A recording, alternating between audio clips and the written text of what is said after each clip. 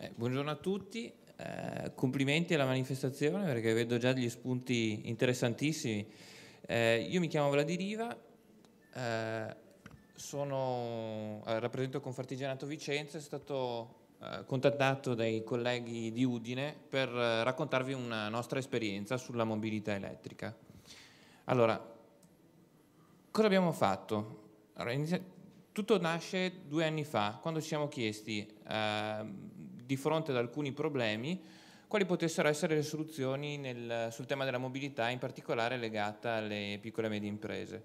Noi a Via Vicenza, ma è un problema abbastanza condiviso su tutta quanta la pianura padana, abbiamo un inquinamento molto forte dovuto alle PM10, in particolare nei mesi invernali. Abbiamo dei picchi particolari poi a Vicenza per delle condizioni anche geofisiche. In tutto questo si è inserito anche un ragionamento sulla percorrenza delle nostre imprese e abbiamo condotto un'analisi quali-quantitativa per capire com'è la loro mobilità. E da questo ci siamo mossi tenendo presente tutti gli spunti che c'erano a livello europeo, come per esempio la comunicazione Transport 2050, in cui si sono dati degli obiettivi particolarmente ambiziosi da parte della Comunità Europea. Come Vicenza? Vicenza ha una serie molto grande di comuni e ha un abitato di circa 870.000 abitanti con un insediamento di tipo policentrico, cioè noi abbiamo una forma a città diffusa, quindi spostamenti molto frequenti intra e intercomunali. Diciamo che il PIL di Vicenza è significativo, con un pro capite di circa quasi 30.000 euro a persona, che è evidentemente più alto della media del Veneto e anche di quella nazionale. In particolare poi Vicenza è conosciuta per il suo export, è la terza provincia in Italia per export e anche per una presenza significativa delle imprese artigiane. Le nostre imprese hanno un mercato locale, quindi da questa indagine che abbiamo condotto ci siamo resi conto che non fanno 500 km al giorno, fanno meno di 100 km al giorno. Le nostre aziende potrebbero utilizzare mezzi elettrici quindi per spostarsi e dobbiamo anche dire che nella nostra provincia c'è una forte componente dell'elettromeccanica, non solo nell'industria artigiana ma anche nella piccola industria, quindi parliamo di meccatronica, parliamo di controlli, parliamo di motori elettrici anche. Il nodo infrastrutturale, ecco, qui vi racconto cosa sta accadendo dalle nostre parti, ma è qualcosa che può coinvolgere diverse realtà del nord italiano. Noi avremo nei prossimi anni lo sviluppo della Pedemontana, ma abbiamo anche l'asse che congiungerà Vicenza e Rovigo. A questo poi si innesterà anche un asse molto probabilmente verso Trento, ma questo non nei prossimi anni, più avanti. Allora, cosa ci è venuto in mente? Perché adesso abbiamo fatto una serie di premesse, cioè abbiamo le aziende che fanno meno di 100 km al giorno, abbiamo un problema di inquinamento ambientale nell'aria, abbiamo un comparto, una filiera che è legata all'elettromeccanica. Cosa ci è venuto in mente? Abbiamo lanciato questa sfida e pensare di far diventare la nostra provincia il laboratorio territoriale per la mobilità sostenibile, in cui siamo onestamente anche il capofila per rilanciare la competitività delle nostre imprese e in contempo migliorare la qualità della vita. Quindi una logica smart, non solo perché è intelligente ma anche perché è elegante. Abbiamo quindi condotto diverse attività divulgative in questo senso, partendo proprio dai primi eventi del marzo del 2011. In marzo 2011 abbiamo lanciato questa sfida. A questa sfida ha partecipato il capogabinetto di Tajani, quindi del vicepresidente della Commissione europea, e da lì abbiamo lanciato la sfida ai nostri comuni, cioè aderite anche voi come territorio a questa nostra sfida per il futuro. Adesso vi racconto cosa è successo. Di fronte a questa nostra sfida hanno raccolto sui 121 l'84 comuni. Tenete presente che questi 84 comuni fanno circa l'86-87% della popolazione, quindi evidentemente siamo partiti dai comuni con una popolazione maggiore, e abbiamo preso in esame alcuni punti fondamentali, cioè creare una rete di ricarica per i veicoli elettrici, obiettivi come dire a medio e lungo termine, promuovere e incentivare l'introduzione di veicoli elettrici, diffondere con eventi e informazioni le opportunità della mobilità elettrica ai cittadini e alle imprese, sostenere la produzione locale, sia delle filiere legate alla mobilità elettrica, quindi l'elettromeccanica, ma anche le fonti rinnovabili. Perché? Perché evidentemente il nostro interesse è anche quello di chiudere il cerchio, cioè che non sia, come dire, la mobilità elettrica uno spot promozionale, come dire, dell'auto, ma diventa un ciclo di condivisione. E a questo punto magari vi faccio una domanda, giusto per ravvivare un po' la giornata. Voi avete idea di quanto consuma un'auto elettrica in termini di energia? Perché molto spesso io vedo i commenti, come dire, nei forum, nei blog, in cui la gente dice ma è inutile che produci l'energia là, ma poi la porti qua e consuma di più. Allora, vi faccio due conti, ma veramente della serva. Un'auto elettrica al chilometro consuma circa 0,2 kWh. Allora, non ci vuole un grande matematico per capire che un consumo annuo per 15.000 km, che è una percorrenza media, sono all'incirca 3.000 kWh. Allora, questo può dire tutto o niente, però se qualcuno di voi magari si è installato un impianto... Qualcuno di voi ha un impianto fotovoltaico a casa? Dottor Nardone, lei mi frega, però viva Dio, qualcun altro ha un impianto fotovoltaico? Nessuno? Ah, ok. Se doveste comprarvi un impianto fotovoltaico, vi invito a guardare una cosa, che è la producibilità per kilowatt, cioè quanto un impianto fotovoltaico all'anno produce in termini di kilowattora. Tendenzialmente nel nord Italia abbiamo una produzione che è dai 1000 ai 1200 kilowattora per kilowatt di picco, cioè se voi vi installate 3 kilowatt, che è l'utenza media, diciamo, domestica, questa vi produce dai 3.000 ai 3.600 kWh. Allora facciamo un passo indietro: quanto consuma un'auto elettrica che fa 15.000 km? Consuma quello che viene prodotto in un anno da un impianto fotovoltaico.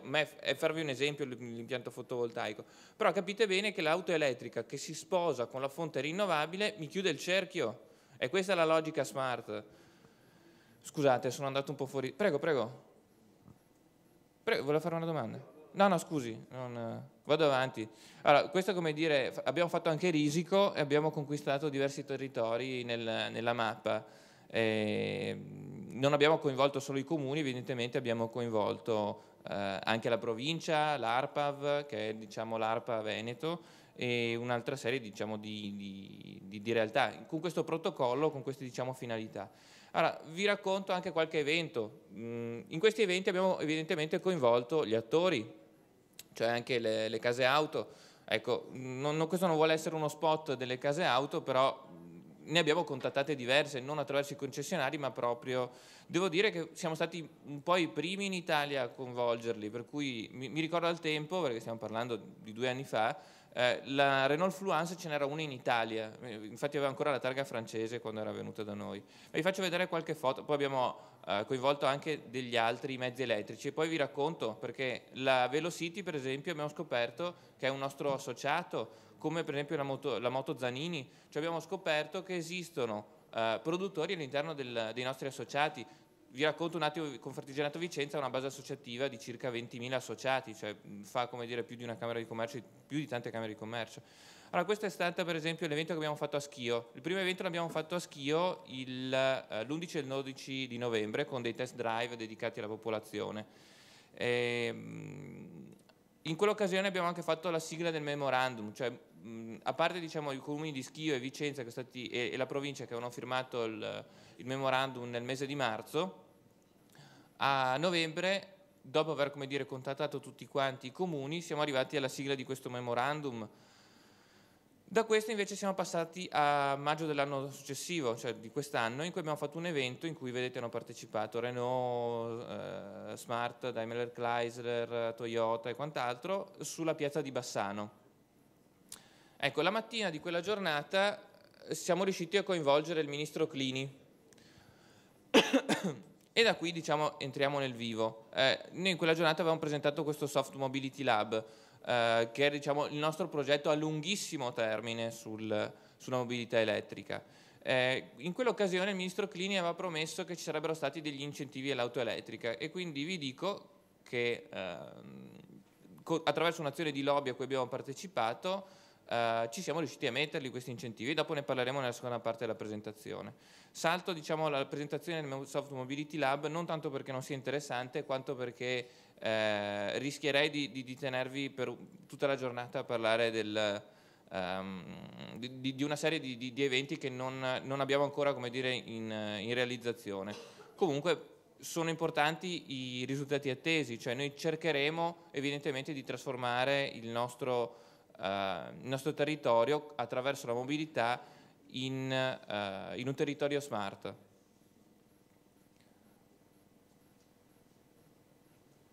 A questo punto vi racconto cosa è successo quest'estate. Quest'estate ci siamo concentrati per dare come dire, seguito a tutti questi buoni propositi, perché finché non arrivi alla concretezza gli artigiani ce lo insegnano. Bravo Riva, lei ha fatto un sacco di eventi, ha chiamato anche il ministro, però cosa ne viene fuori? Allora, quest'estate, magari qualcuno di voi che ha seguito il tema ha visto che verso giugno si parlava di incentivi all'auto elettrica e questa era una proposta di legge che giaceva diciamo, da 2 anni in Commissione Unite Trasporti e Ambiente, era nata come proposta di legge per le auto elettriche ed è diventata la proposta di legge per i veicoli a basse emissioni.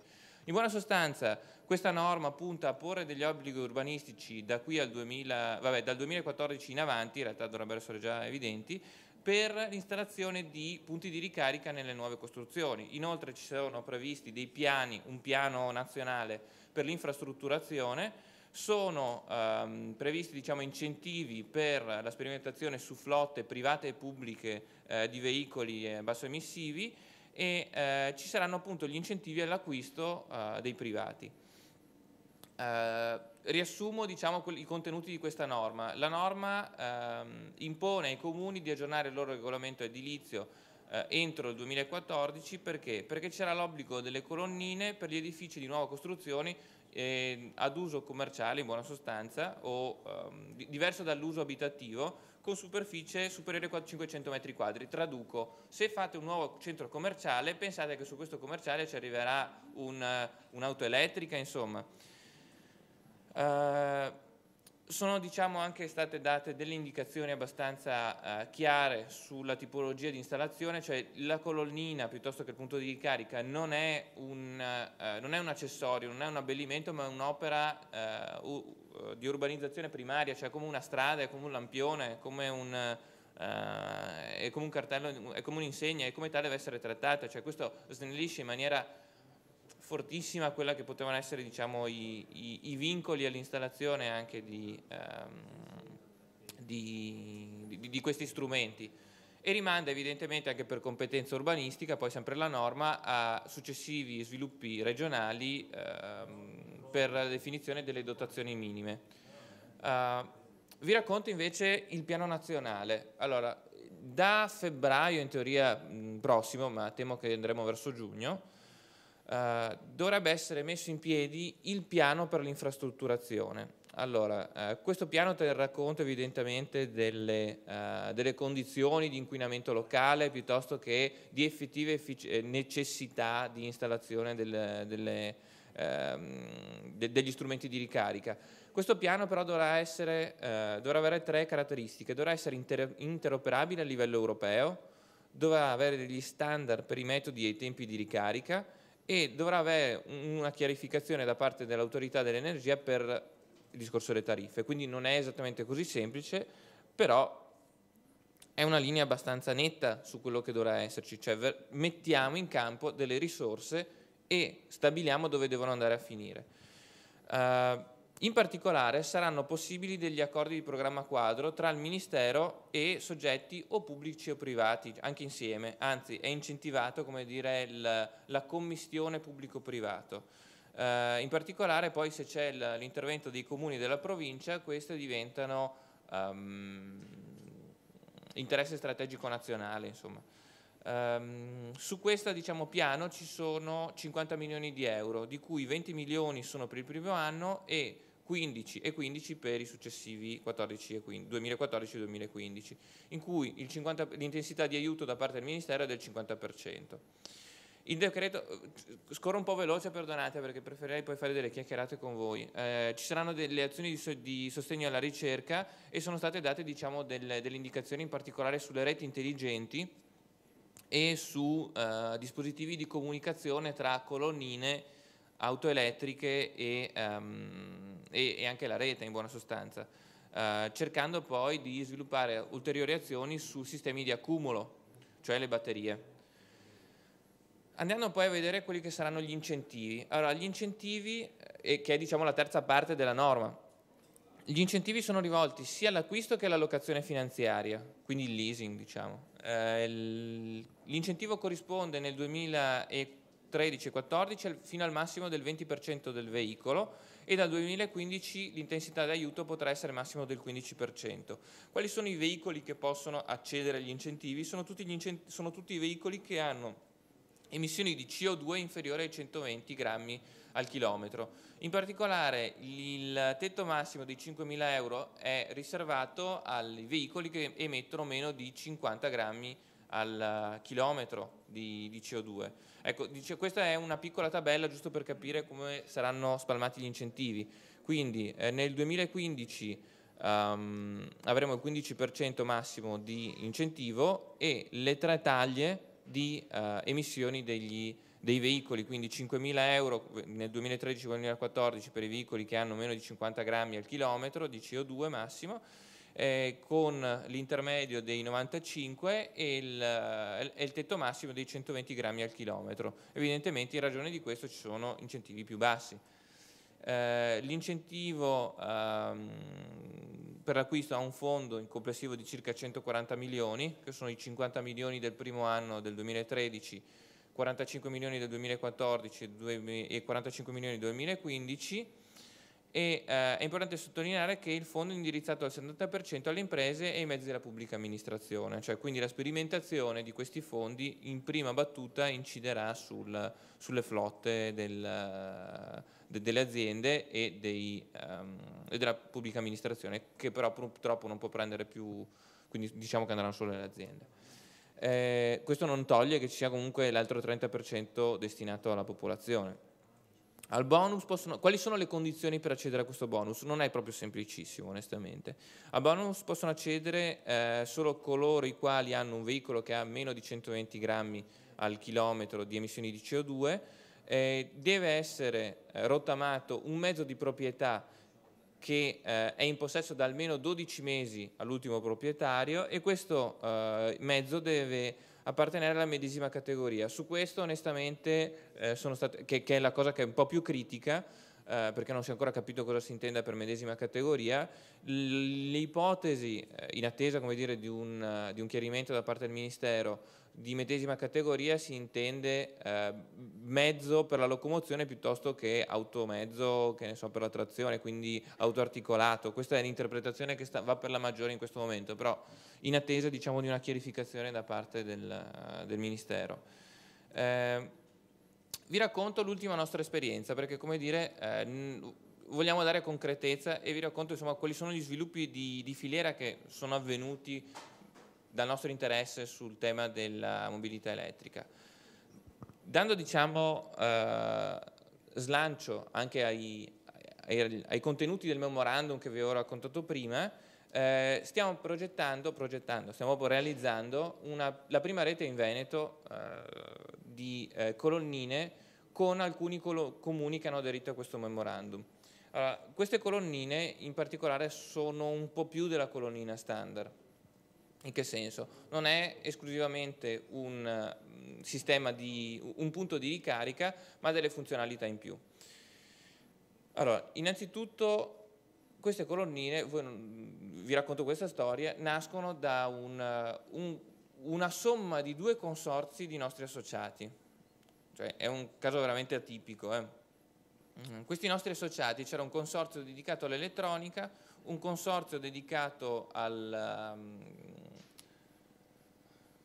diciamo, alle installazioni elettriche evolute, ecco, e si sono trovati all'alba del 2009 a presentare un progetto in Regione Veneto approvato per lo sviluppo di un prototipo di lampione evoluto.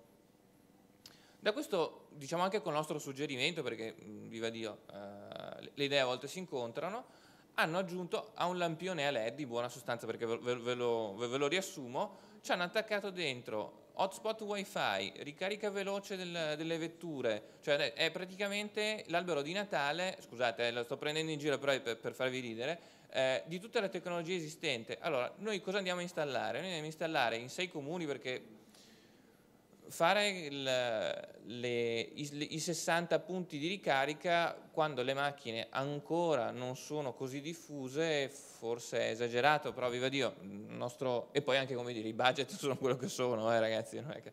Allora, a parte le battute, questi 6 punti che coinvolgeranno i comuni maggiori, che sono Vicenza, Bassano, Marostica, Schio, Montecchio e Arzignano, creano la prima rete in Veneto. Questa rete è molto particolare perché, dicevo, non è solo il punto di ricarica, ma questo congegno è completamente connesso in rete internet intendo, sia in entrata che in uscita. Cosa voglio dire? Che questa diventa anche un punto hotspot wifi, per cui per i 100 metri intorno, se io vado lì col mio smartphone, mi registro evidentemente, posso connettermi e anche ricaricare lo smartphone, cioè tra le cose divertenti.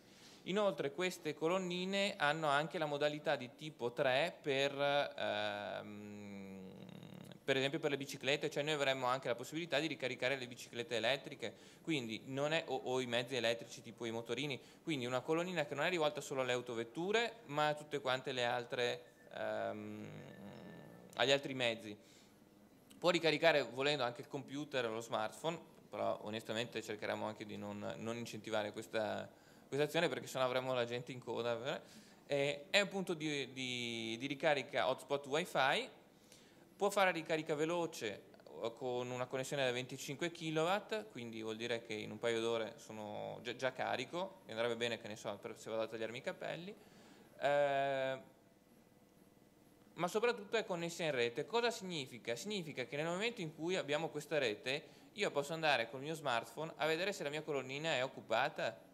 Quindi, ritorno indietro, questo non ha più bisogno degli incentivi alla ricerca, perché è già stato fatto da aziende artigiane, cioè non avevamo bisogno, come dire, della Microsoft che mi inventa un dispositivo apposito. Questa scheda, tra l'altro, immagino diventerà, come dire, anche un piccolo standard. Perché vi racconto questo? Perché vi faccio una domanda: voi sapete dove vengono costruite tutte le colonnine che vengono fatte in Italia? Non le fanno i nostri artigiani, ve lo dico, però provate a dire una provincia in Italia. No, le dico invece che è Vicenza, che vengono fatte a Marostica. Perché? Perché a Marostica c'è l'ABB, non perché esistono anche le multinazionali tedesche a Vicenza. Cosa vuol dire questo? Comunque ci sono anche Ivrea, e anche perdoni, io volevo portare a quel mio mulino, però voglio dire, ci sono anche Ivrea, ci sono anche a Reggio Emilia. Detto questo, diciamo, una buona parte delle colonnine installate, in particolare quelle in Lombardia, fatte dalla A2A, quindi Brescia e Milano, sono le colonnine che ha fatto l'ABB. Allora, questo per dirvi cosa? Dirvi che c'è un substrato, diciamo, tecnologico in cui c'è una contaminazione reciproca. Ecco, poi non posso dire nient'altro perché mi hanno chiesto di non dire niente. Detto questo, torniamo invece alla presentazione. Le colonnine, di cui adesso vi ho fatto una descrizione interessante, spero che vi sia piaciuta, tecnologicamente avanzate e che hanno, come dire, delle feature molto avanzate, vogliono diventare una standardizzazione tecnica? Punto di domanda? Non lo so. Sulla tecnica onestamente io mi aspetto che ci siano delle evoluzioni, in particolare sui sistemi di accumulo nei prossimi anni. Detto questo, quello che a noi interessava come progetto era avere una stessa standardizzazione normativa, scusate, una standardizzazione normativa a livello locale. Mi spiego meglio. A Vicenza, in questo momento storico, si stanno, come dire, aprendo diverse ZTL. Vicenza storicamente ne ha una dagli anni 80 ancora. Si stanno allargando però quelle di altri comuni che hanno 30-40 mila abitanti, che ne so, Schio, Bassano. Allora, noi stiamo lavorando con una logica che non è quella del contrapposizione al divieto, ma una logica di troviamo una soluzione e creiamo un'opportunità. Cioè rovesciamo completamente il paradigma che vede, come dire, il mondo associazionistico contro l'amministrazione pubblica quando c'è da arrivare, come dire, a un risultato che purtroppo deve creare dei limiti, ma creiamo da questo un'opportunità e un modello di sviluppo che sia intelligente. E allora cosa vogliamo fare? Vogliamo che se io mi registro per entrare nella ZTL a Vicenza, lo posso fare in un unico punto a Vicenza, a Bassano, a Schio, a Treviso magari, ad Arzignano, a Montecchio, a Lonigo e in tutti quanti i comuni di Vicenza. Questo perché? Perché sebbene ci sia l'ovvia necessità evidentemente a volte di limitare il traffico in certe zone, il peso amministrativo da gestire per le aziende diventa considerevole se io ogni comune devo impararmi come vuole che venga fatta. Se invece come associazione riesco a uniformare, solamente uniformare il modello, capite bene che sto creando un valore aggiunto alle mie imprese e anche alla pubblica amministrazione, nonché alla popolazione in generale. Allora, quello della mobilità elettrica diventa quindi uno spunto. Quindi l'ingresso in ZTL per i veicoli elettrici, l'istituzione dei parcheggi verdi, quindi la possibilità di parcheggiare anche sulle strisce blu non a pagamento con questi mezzi, è evidentemente un incentivo rivolto all'auto elettrica. Ma la possibilità di stabilire una soluzione unica di identificazione dei veicoli, un'iscrizione unica in un solo comune e la derivazione del dato agli altri comuni per l'iscrizione, per gli ingressi, per i parcheggi, un regolamento unico sulla mobilità sostenibile in tutta la provincia, fatta di 121 comuni, è lo stravolgimento della logica del campanile, che ci è tanto cara per certi versi, a livello, come dire, nel nostro sentire umano. E questo, diciamo, è il nostro valore aggiunto come progetto. Ecco, vi faccio vedere quali sono i comuni che abbiamo identificato, perché sono quelli più grossi per questa prima rete, e augurandoci evidentemente poi di espanderla. Ecco, qui invece vi arrivo in ritardo a raccontarvi come sono fatti questi punti di ricarica, che possono andare a ricaricare, come dicevo, sia veicoli elettrici che bici, motorini, computer. Ci può essere anche, per esempio, una cosa molto, molto carina, il chiosco multimediale, cioè diventa anche un punto di contatto con, che ne so, l'ente gestore dei parcheggi, con il comune, se ho una domanda posso postarla lì. Capite che avendo, come dire, una pluralità di punti di connessione ho anche una pluralità cioè ho un unico punto di raccolta di richiesta di informazione e quindi ho una capacità di dialogo molto più alta. Allo stesso modo possono essere anche utilizzati dalla forza pubblica locale per la videosorveglianza, però questo, diciamo, scatena dei problemi di privacy che abbiamo preferito, come dire, non approfondire. E adesso arrivo all'ultimo punto, perdonatemi se sono stato molto lungo, che è cosa abbiamo fatto noi per le nostre aziende. Allora, noi abbiamo avuto dei bandi in Regione Veneto e anche a livello nazionale. Su questo, diciamo, ci siamo confrontati con il Dipartimento di Ingegneria Elettrica dell'Università di Padova, che dopo, diciamo, una serie di inviti e incontri reciproci ci aveva invitato a lavorare insieme per affrontare lo sviluppo della filiera. Ecco, se vi ricordate all'inizio, e questo, come dire, per me è storia, però ve la racconto, il nostro approccio verso la mobilità elettrica era stato di tipo consumer, cioè abbiamo visto quante delle nostre imprese possono essere, come dire, coinvolte su questo tema, cioè è interessante per le nostre imprese, e la risposta era stata sì.